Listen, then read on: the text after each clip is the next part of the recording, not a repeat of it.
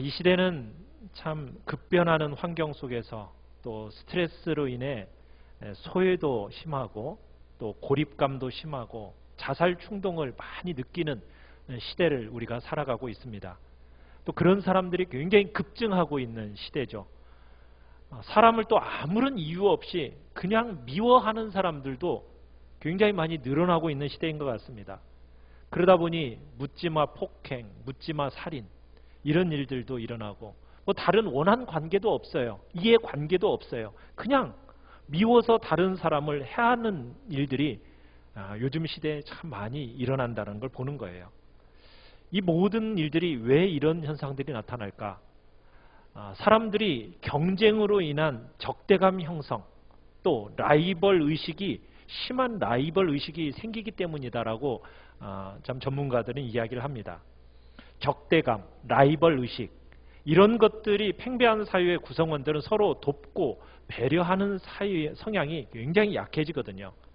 주위 사람들이 라이벌로 여겨지고 또 주위 사람들이 자신을 라이벌로 여긴다라고 생각하기 때문에 진정한 대화를 하기가 어려워지는 겁니다.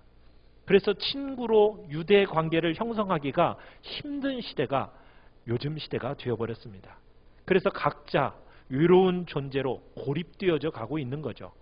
그러다 보니 사람에게로부터 위로와 격려와 배려를 받지 못하니까 누구로부터 그것을 찾고 있습니까?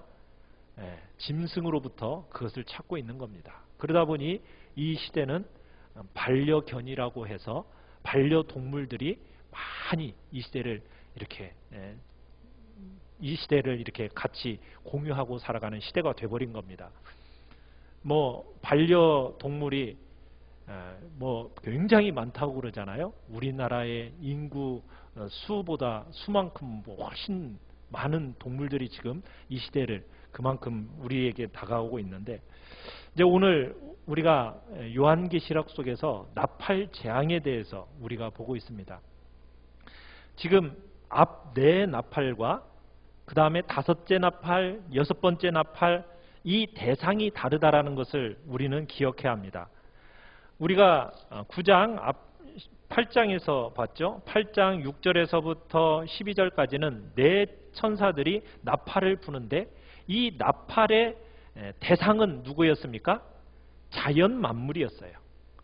땅의 3분의 1이, 하늘 3분의 1이, 그리고 바다 3분의 1 등이 해를 입었습니다. 자, 다섯 번째 나팔, 지난주에 봤었는데 다섯 번째 나팔의 대상은 누구입니까? 사람입니다. 하나님이 그렇게 땅을 흔드시고 바다를 흔드시고 하늘을 흔드시는데도 불구하고 사람들의 영혼을 깨우시는데도 깨워지지가 않는 거예요. 여전히 그 마음이 세상에 붙어 있으니까 하나님께서 다섯 번째 천사를 보내셔가지고 다섯 번째 나팔을 울리게 하시는 거예요. 그때 무엇이 튀어나왔습니까? 지난주에 무저갱에서부터 황충들이 튀어나왔습니다. 무저갱에서 나온 그 황충들이 이제 갉아먹기 시작해요. 푸른 것들을 막 갉아먹는데 무엇을 갉아먹었다고 얘기하고 있습니까? 이 세상의 나무와 푸른 숲이 아니라 사람들의 마음 속에 있는 푸른 것들을 다 갉아먹어버리기 시작해요. 사람들의 마음이 황폐해지는 겁니다. 사람다움이 사라지고 인정과 사랑과 배려가 사라지는 그런 시대가 되어져 버렸다는 거예요. 관계들이 다 깨어진 그런 시대로 되어져 간다는 겁니다.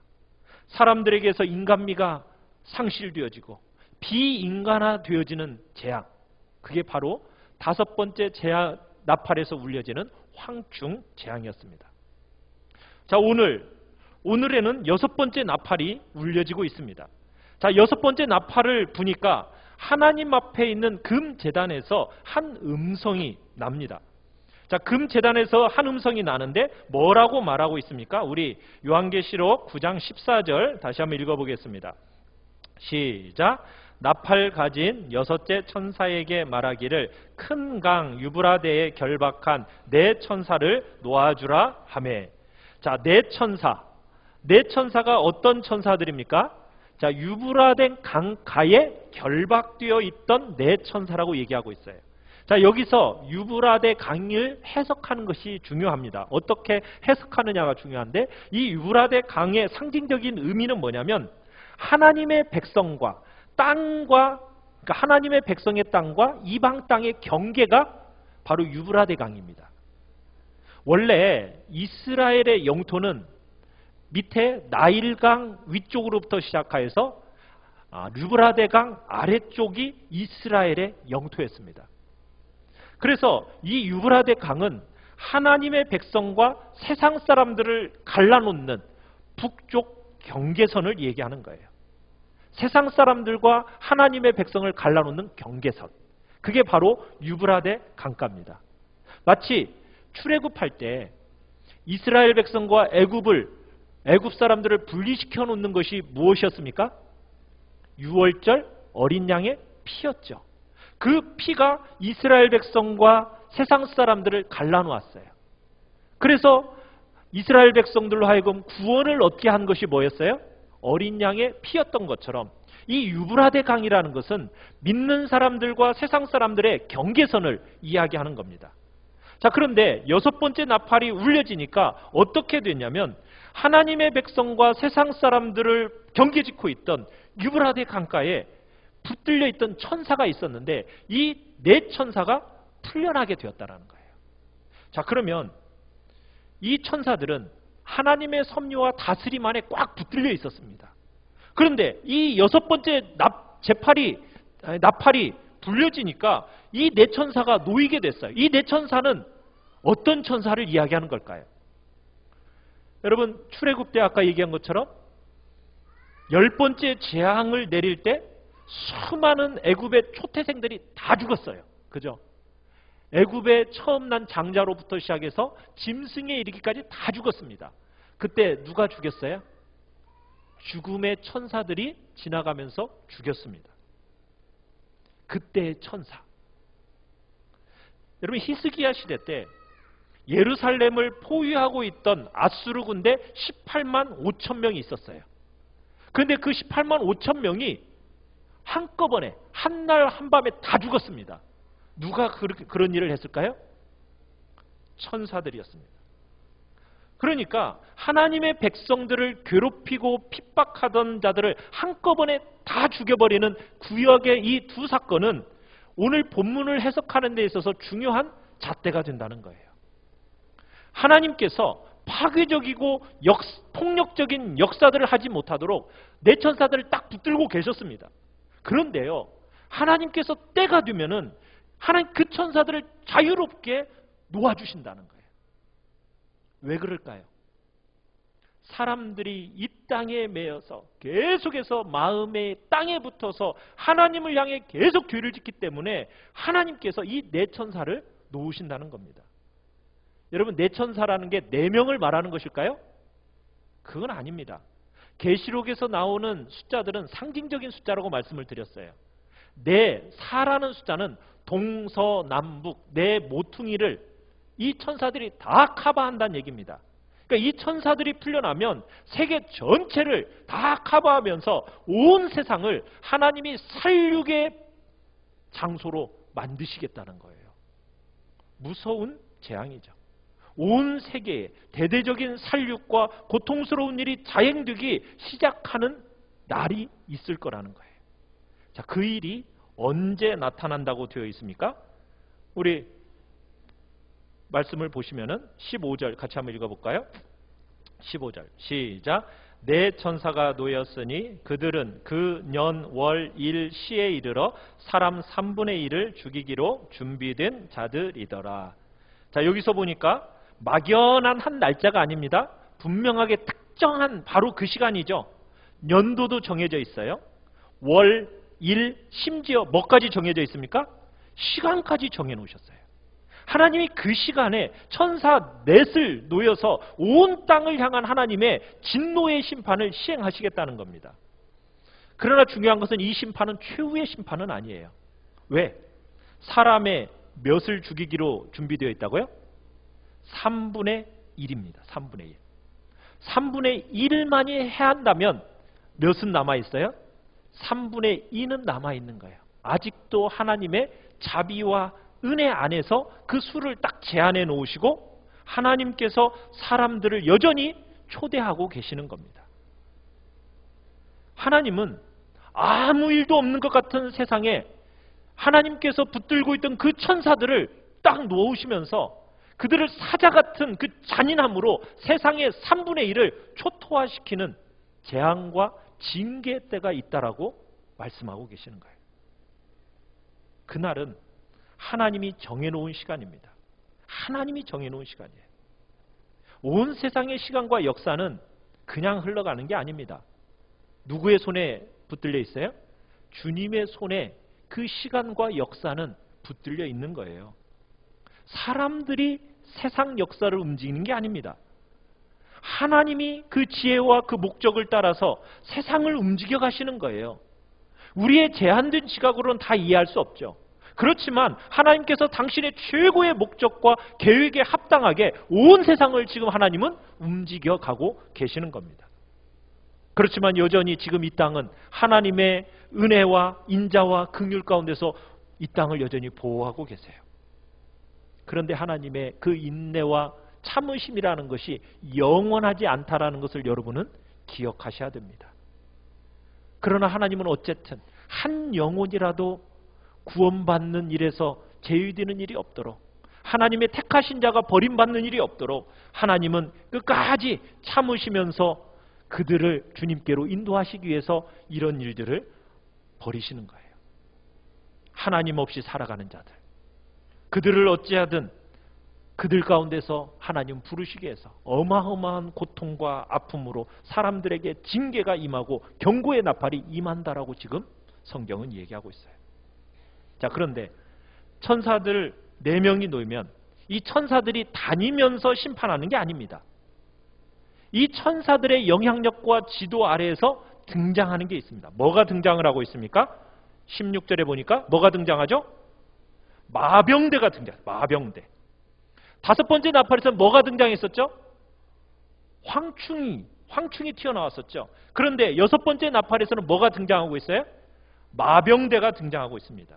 자, 16절에 보면 이 마병대에 대한 소개가 첫 번째 무엇입니까? 우리 같이 한번 읽어보겠습니다. 16절 시작. 마병대의 수는 2만만이니 내가 그들의 수를 들었노라. 자, 2만만. 자, 2만만이면은 얼마죠? 2만에다가 한번 만을 곱해보세요. 2만만. 그러면 2억. 2억이죠, 2억. 그죠? 문자 그대로 하면 2억입니다. 요한이 헤아릴 수 없었다고 그래요. 그러니까 2억이라는 숫자를 여러분 헤아리려면 헤아려집니까? 헤아려지지 않잖아요. 그 숫자가 얼마나 많은지 헤아릴 수 없으니까 그 숫자를 뭐 했다고요? 들었다라고 얘기했어요. 들었다. 굉장히 많은 숫자의 사람들이기 때문에 그 숫자를 가리킬 때 우리가 만만이라고 표현을 하는데 2만만, 얼마나 굉장히 많은 숫자인지를 표현하고 싶어서 2만만이라고 표현하고 있어요. 근데 하나님이 천사들을 놓으실 때 그 천사들이 자신이 원한 일을 수행하기 위해서 마병대를 거느리고 심판을 시행하시는데 2억이라는 마병대를 거느리고 하나님의 일들이 집행된다는 거예요. 2억이라는 마병대. 여러분, 이 시대 속에서 2억의 마병대를 가진 나라가 있나요? 여러분, 이 시대 속에서 그런 숫자를 가진 군대를 가진 나라는 이 세상에 지금 존재하고 있지 않아요.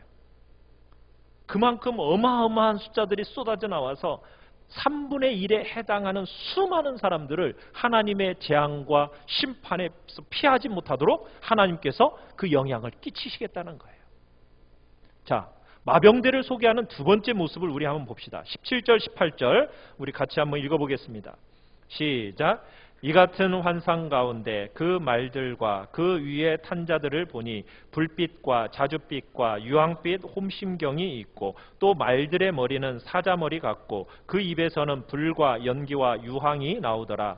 이 세 재앙 곧 자기들의 입에서 나오는 불과 연기와 유황으로 말미암아 사람 3분의 1이 죽임을 당하니라. 자, 말을 타고 있는 사람들의 이 모습을 보시면 호심경을 입고 있어요. 자, 그 빛이 뭐 같대요? 불빛, 자줏빛, 유황빛. 자, 말들을 자세히 보니까 머리가 어떻게 생겼대요? 사자같이 생겼대요. 자, 그 입에서는 뭐가 나온대요? 불과 연기와 유황이 튀어나와요. 그래서 그것이 사람 얼마를 죽인다고요? 3분의 1을 죽인다라고 얘기하고 있어요. 여러분, 우리가 이 요한계시록을 해석할 때는 항상 구약 성경을 배경으로 해서 해석해야 됩니다. 자, 그러면 구약에서 불과 유황과 연기, 여러분 하면 뭐가 생각이 나세요? 소돔과 고모라가 생각나지 않으십니까? 그죠? 소돔과 고모라가 망할 때 하늘에서 뭐가 떨어졌어요? 불과 유황이 쏟아졌어요. 그러면서 그 온 성을 다 타서 없애졌고 뭐만 가득하게 되었죠? 연기만 가득하게 되어서 하늘로 올라갔다고 얘기하고 있어요. 불과 유황이 부어질 때 그 위에 옹기점 같은 연기가 나서 아브라함이 멀리서 보았다. 지금 그런 장면을 연상시키는 겁니다. 마병대들이 나타나서 지금 무엇을 연상시키고 있느냐면 지옥불들이 떨어진다는 것을 지금 연상시키고 있는 거예요. 그러니까 불과 유황이라는 것은 하나님의 심판하시는 지옥불이 떨어지는 거예요. 말을 타고 있는 자들의 갑옷도 그렇게 생겼죠. 옷도 무슨 옷이에요? 불빛, 자줏빛, 유황빛. 지옥의 불빛이에요. 입에서 튀어나오는 것도 지옥불이 튀어나오는 거예요. 말머리는 사자같이 생겼어요. 굉장히 강하죠. 절대적이 거스릴 수 없는 그런 강력한 힘을 보여주고 있어요. 그 강력한 힘을 가지고 사자 같은 얼굴로 입에서 유황불을 쏟아져 나오고 있는 겁니다. 그러면서 사람들을 다 태우는 거예요. 우리 19절을 같이 한번 읽어볼까요? 19절 시작. 이 말들의 힘은 입과 꼬리에 있으니 꼬리는 뱀 같고 또 꼬리에 머리가 있어 이것으로 해하더라. 자, 말들의 힘이 지금 두 가지입니다. 지금까지 본 것은 입에서 나오는 지옥불이었다면 그 뒤에는 뭐가 있어요? 꼬리가 있죠. 꼬리가 뭐같이 생겼대요?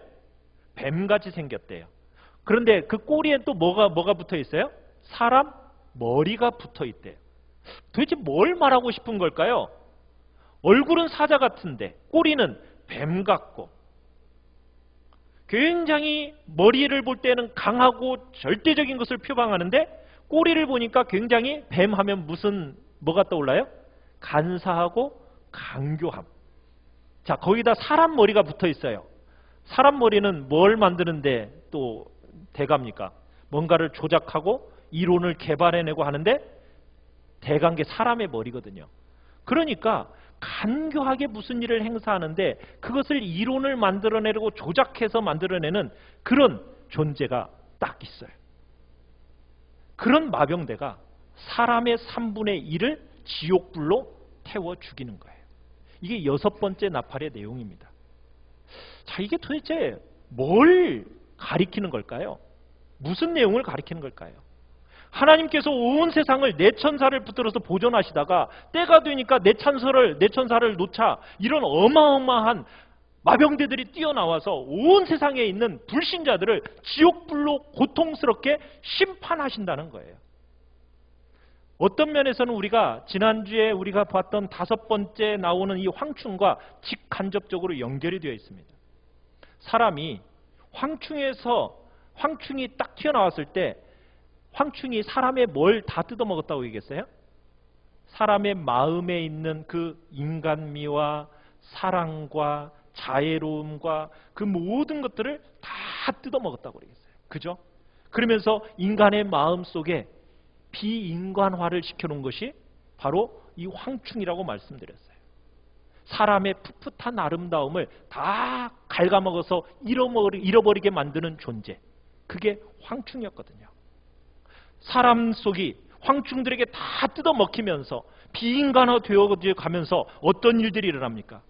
사람의 마음 속에는, 그 영혼 속에는 끊임없는 탐욕과 정욕과 끝없는 부와 권력에 대한 욕심과 쾌락에 대한 집착이 우리 인간의 마음을 지배하게 됩니다.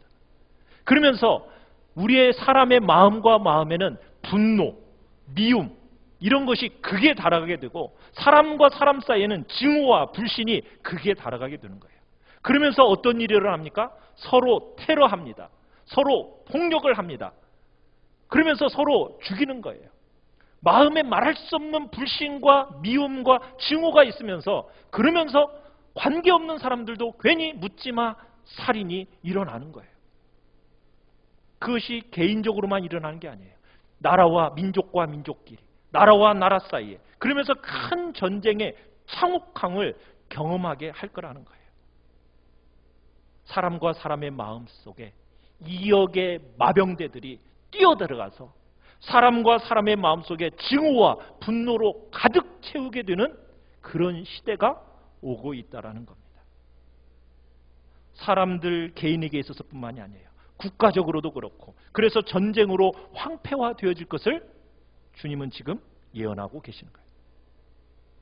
어떻게 보면 지금 이 시대 속에 그런 일들이 일어나고 있죠. 여러분, 오늘 본문은 우리에게 한 놀라운 이야기를 들려주고 있어요. 극심한 재앙이 일어났어요. 그죠? 나팔이 불려지면서 땅을 하나님이 흔드셨어요. 바다도 흔드셨고 하늘도 흔들었어요. 그런데 사람들이 어때요? 하나님께 돌아와요? 안 돌아와요? 안 돌아와요.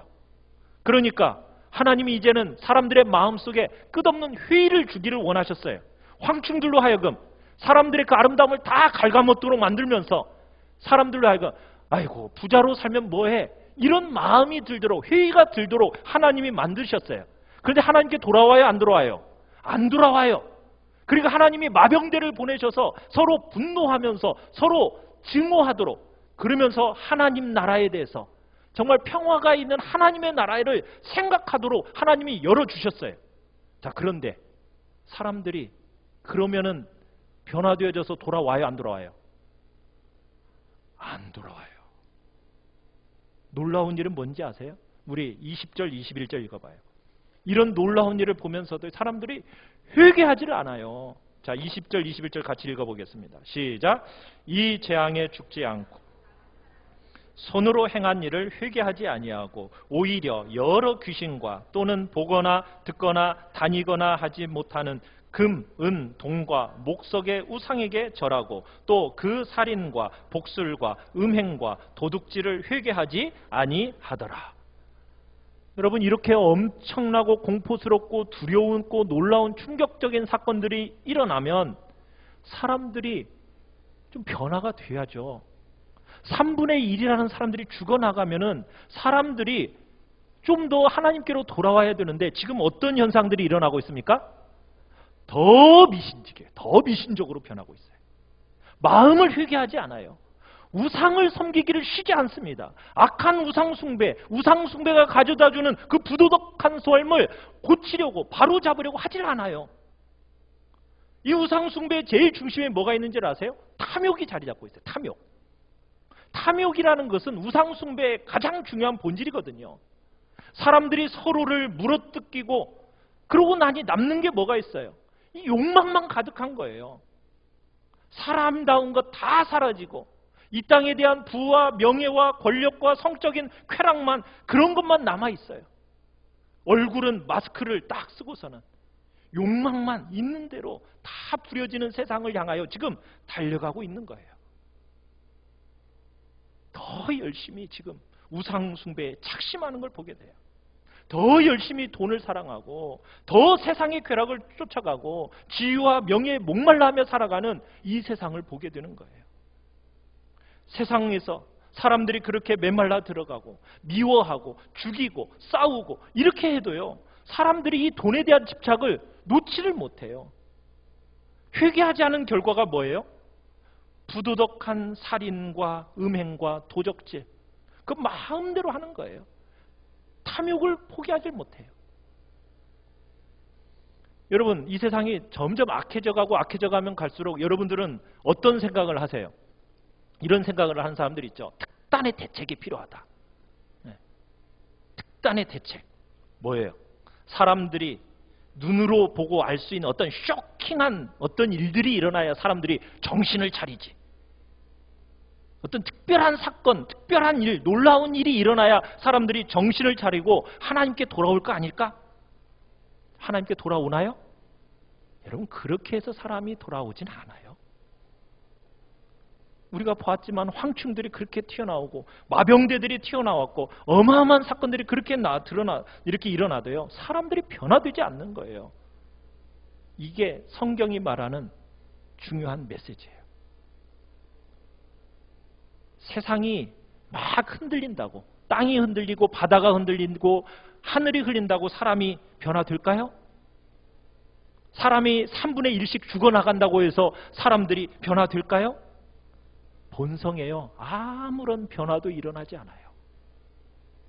그런데요, 우리가 그 다음 장 10장과 11장을 우리가 보게 되면요, 10장에는 어떤 일이 일어나냐면 천사의 손에 펴져 있는 작은 책이 등장합니다. 이 작은 책은 뭘까요? 하나님의 말씀이죠. 복음의 진리의 말씀이에요. 11장에 가보면요, 두 증인이 나와요. 하나님의 복음의 두 증인이에요. 10장과 11장의 이 두 사건이 지나고 나서 우리 11장 13절을 한번 넘어가서 한번 읽어볼까요? 11장 13절입니다. 11장 13절 우리 같이 한번 읽어보겠습니다. 시작. 그때에 큰 지진이 나서 성 10분의 1이 무너지고 지진에 죽은 사람이 7천이라. 그 남은 자들이 두려워하여 영광을 하늘의 하나님께 돌리더라. 여러분, 여기서는 지금 큰 지진이 나서 성 10분의 1이 무너지고 7천 명의 사람이 죽었는데 그 결과는 뭐라고 나와 있죠? 남은 자들이 두려워하여 영광을 누구에게 돌렸더라? 하늘의 하나님께 돌리더라. 아까 9장과의 결과는 너무나 다르죠. 9장에서 그런 엄청난 사건들이 일어났음에도 불구하고 사람들은 어땠습니까? 회개하지 않고 우상 숭배와 말할 수 없는 부도덕한 삶을 계속해서 살아갔어요. 그런데 10장이 지나고 11장 상반부가 지나가면서 지금 너무나 다른 결과가 주어지는 거예요. 나팔이 불리면서 하늘의 3분의 1, 땅의 3분의 1, 바다의 3분의 1이 흔들리고 무너져도 눈 하나 깜짝하지 않는 사람들, 그렇게 회개하지 않던 사람들이 갑자기 성 10분의 1이 무너지는 것을 보고 사람 7천 명이 죽는 것을 보고 갑자기 하늘의 하나님께 영광을 돌리는 일이 일어났다는 거예요. 뭐 때문일까요? 어디에서 이런 변화가 초래되어진 걸까요? 그 중요한 메시지가 바로 10장과 11장 중간에 있는 게 메시지예요. 이런 변화를 누가 일으키는 걸까요? 하나님의 말씀이 일으키는 거예요. 복음에 증거하는 교회가 이 변화를 일으키는 겁니다. 이 땅의 교회와 성도의 입을 통해서 선포되는 말씀과 복음 증거가 결정적으로 중요한 일을 한다는 거예요. 여러분, 사람들에게 지옥불이 떨어진다고 해서 변화되는 게 아닙니다. 너무나 놀라운 기적이 일어난다고 해서 사람이 변화되는 게 아니에요. 지진이 일어나고 땅이 갈라지고 사람들이 빠져 죽고 사람들이 그래야 정신을 차릴까요? 아니라는 거예요. 사람들의 내면과 사람들의 본성의 진실한 변화는 어디에서부터 온다고요? 어마어마한 사건으로부터 오는 게 아니라는 거예요. 하나님의 생명의 말씀이 바르게 선포되어지는 곳에 변화가 있는 겁니다. 복음의 말씀이 바르게 전달되고 들려질 때 사람들에게 진실한 변화가 나타난다는 거예요. 바로 이런 삶이야말로 말세, 이 고난을 받는 시대를 살아가는 성도들의 삶에서 제일 중요한 방법인 겁니다. 하나님의 말씀을 증거하는 것이 여러분, 이 세상을 섬기는 성도의 가장 지혜롭고 가장 합당한 방법이요 섬김이라는 거 여러분 믿으시기 바랍니다. 이 세상을 지키고 보호하는 길 무엇일까요? 다른 게 아니에요. 하나님께서 우리에게 기대하는 바가 무엇이겠어요? 우리가 10장에서 다음 주에 보겠지만 작은 책을 먹은 요한처럼 하나님의 진리의 말씀을 먹어야 돼요. 그리고 11장에 가서 두 증인처럼 먹은 말씀을 세상을 향해서 그 복음의 말씀을 선포해야 되는 겁니다. 세상을 살리고 세상을 지키고 세상을 보호하는 일은 다른 게 아니에요. 하나님의 복음, 하나님의 말씀이 사람의 본성과 사람의 내면을 바꾸는 유일한 힘이며 능력이며 길인 겁니다.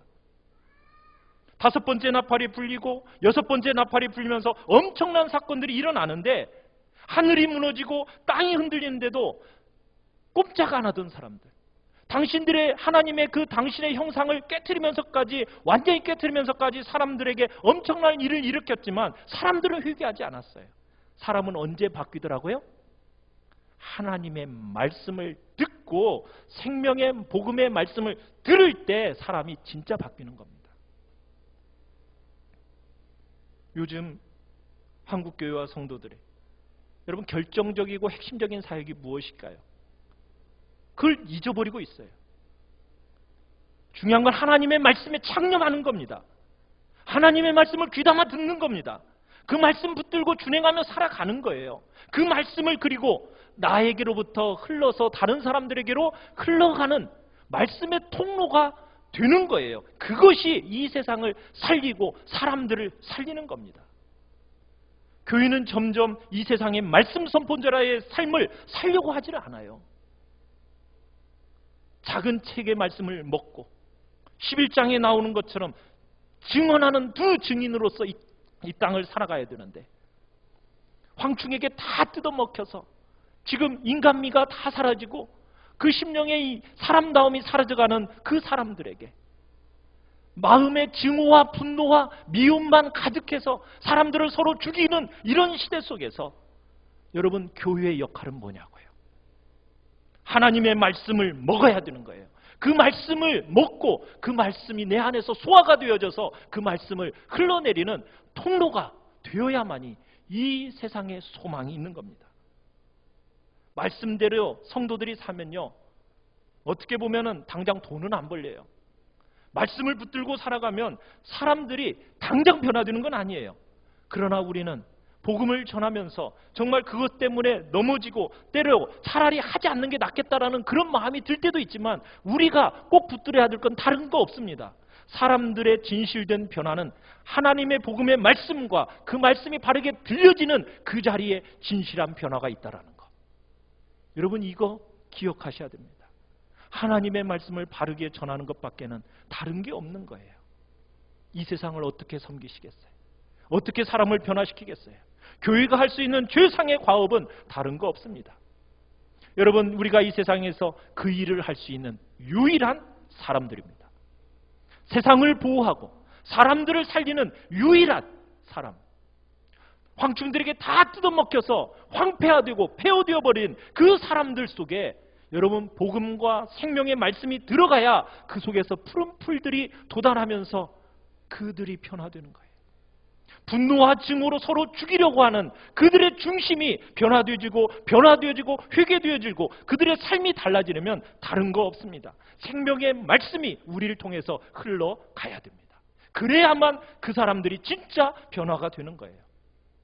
사랑하는 성도 여러분, 말씀을 더 사모하시길 바랍니다. 바른 말씀을 먹은 사람들이 되어서 여러분 증인의 삶을 살아내셔야 됩니다. 그래야 세상을 섬기는 성도의 가장 중요한 방법으로서 우리가 살아가는 거예요. 사랑하는 성도 여러분, 여러분이 들은 말씀, 여러분이 들은 복음만이 세상을 섬기는 유일한 길이라는 걸 여러분은 아십니까? 여러분들은 사람들에게 무엇을 나누어 주고 계십니까? 여러분, 우리가 사람들에게 이렇게 저런 거 다른 게 중요한 것이 아니라 정말 내 안에 하나님의 말씀이 있고 그 말씀을 흘러내리는 통로가 되는 것이 축복의 통로예요. 복음의 말씀이 바르게 들려지고 예수의 이야기가 들려지고 바른 말씀이 사람들에게 들려져야 황충에게 뜯어먹히고 마병되게 상할 대로 상한 그 심령들에게 진실된 변화가 일어나게 되는 겁니다. 다른 것으로는 사람이 변화되지 않습니다. 기적으로도 여러분 그건 안 돼요. 오직 생명의 귀한 말씀과 복음만이 사람을 바꾸어낸다는 사실을 기억하면서 우리 성도님들이 정말 말씀에 숙련된 전문가로 내가 드려지겠다고 결단하셔야 됩니다. 그래야 황충들에게 뜯어먹힌 사람들, 마병대들에게 상해 있는 그 수많은 심령들을 변화시키고 진실한 생명을 나눠주는 축복의 통로의 역할을 감당할 수 있게 되는 것입니다. 우리 귀한 성도님들이, 우리 한누리 전원교회가 그런 자리에 있기를 간절히 축원합니다. 우리 같이 찬양합시다.